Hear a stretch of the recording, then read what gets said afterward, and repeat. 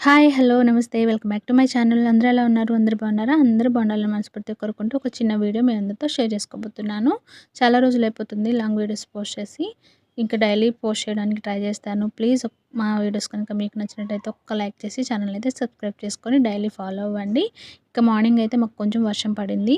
ఇంకా ఇప్పటిదాకా ఎండలతో మండిపోతూ ఉందనమాట. ఇప్పుడే కొంచెం వర్షాలైతే స్టార్ట్ అయినాయి. మీ ఊర్లో వర్షాలు పడుతున్నాయా అని కామెంట్ చేయండి.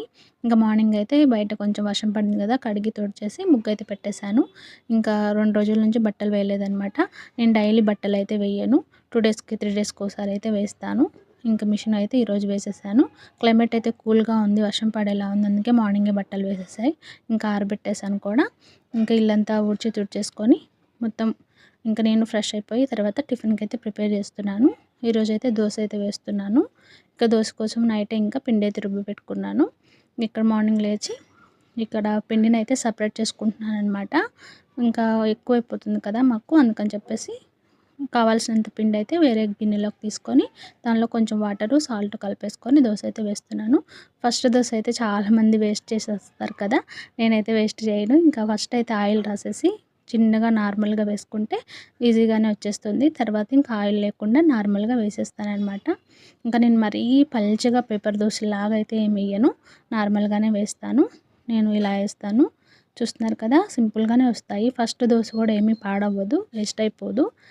చాలామందికి ఫస్ట్ దోశ వేస్ట్ అయిపోతుంది, మాడిపోతుంది అంటారు కదా, నాకు అలా ఏం కాదనమాట. ఎందుకంటే ఫస్ట్ ఆయిల్ రాసి వేస్తాను కాబట్టి. ఇంకా నెక్స్ట్ కూడా ఇంకా మాకు కావాల్సినన్ని దోశలు అయితే వేస్తున్నాను. ఇంకా ఇక్కడ చూడండి ఎంత బాగా వచ్చేసిందో, మంచిగా వస్తాయి దోశలు అయితే. ఇంకా దోశలన్నీ వేసేసి చట్నీ కూడా ప్రిపేర్ చేశాను. ఇంకా 1 బై 1 అయితే దోశలు వేస్తూ ఉన్నాను. మా వారికి అయితే ఇచ్చాను, తింటూ ఉన్నారు. ఇంకా వేడి వేడిగా వేసిస్తూ ఉన్నాననమాట. ఇంకా చట్నీ చేశాను, పల్లి చట్నీ. ఆ వీడియో అయితే స్కిప్ అయిపోయిందనమాట. ఇంక పల్లి చట్నీ చేసేసి మా వారికైతే టిఫిన్ వేసిచ్చాను. మా వారు మార్నింగ్ ఇంకా 8-2:30 అట్లా లోపు వెళ్ళిపోతారనమాట డ్యూటీకి. అందుకని ఇంక మార్నింగ్ చకచకా పనులన్నీ చేసేసుకోవాలి. 1 బై 1 దోసలైతే మా వారికి వేసిచ్చాను. ఎందుకంటే వేడిగా తింటే బాగుంటుంది కదా, ఇంకా చల్లగా అయిపోకుండా మా వారికైతే ఇంకా చట్నీ దోసలో వేసిచ్చి ఇంకా నేను కూడా తర్వాత వేసుకున్నాననమాట. మిగిలిన పిండి అయితే ఫ్రిడ్జ్‌లో స్టోర్ చేసుకుంటాను. ఎక్కువైతే పెట్టను. మామూలుగా ఒక 2 డేస్‌కి సరిపడా పిండి మాత్రమే పెట్టుకుంటాను. ఇంక మా వారు టిఫిన్ చేసేసిన తర్వాత కాఫీ అయితే కంపల్సరీ. ఈ మధ్య ఇంకా తగ్గించేసాము, అంటే పూర్తిగా మానేయలేము. మా వారికైతే అడిక్షన్ అనమాట కాఫీ, టీ. ఇంక ఇక్కడ వచ్చేసి బ్రూ ఉన్న నెస్‌కెఫే ఉన్న బ్రూ ఎక్కువ తాగుతాము. ఇక్కడ నెస్‌కెఫే తెచ్చారనమాట. ఇంకా కాఫీ కలిపిచ్చాను. ఇంకా కాఫీ తాగేసి మా వారు డ్యూటీకి అయితే వెళ్ళిపోయారు. మార్నింగు ఇలా ఉంటుందనమాట హడావుడి. 8:30 కల్లా వెళ్ళిపోవాలి కదా. నెక్స్ట్ ఇంక లంచ్‌లోకి వచ్చేసి ఈరోజు ఆకుకూర అయితే చేస్తున్నాను. ఎప్పుడు రొటీన్‌గా పప్పే చేసుకుంటాం కదా, మా వారికి పప్పు అంటే చాలు, ఇంకే కర్రీస్ అవసరం లేదు. ఇంకా పప్పు ఉంటేనే ఒక ముద్ద ఎక్కువ తింటారు. కానీ ఈరోజు ఆకుకూర పులుసు అయితే చేస్తున్నాను. తోటకూరని అయితే ఫస్ట్ కడిగి మంచిగా ఇలా చిన్న చిన్న ముక్కలు కట్ చేసుకొని ఇంకా గిన్నెలో వేసి టమాటాలు, పచ్చిమిరపకాయలు, ఉప్పు, కారం, చింతపండు అన్నీ యాడ్ చేసేసుకొని కొంచెం పసుపు కూడా యాడ్ చేసుకొని ఇంక తగినంత కారం కూడా, పచ్చిమిరపకాయలు వేసాం కదా, ఇంకా చూసుకొని యాడ్ చేసుకోవాలి.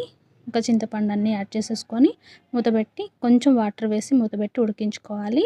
మంచిగా మనకి దగ్గర పడి ఉడికేంత వరకు ఉడికించుకున్నాక మంచిగా మనకి పప్పు ఎనిపే దాంతోటి ఎనిపేసుకొని తాలింపు పెట్టేసుకోవడమే. చాలా టేస్టీగా ఉంటుంది ఈ తోటకూర పులుసు.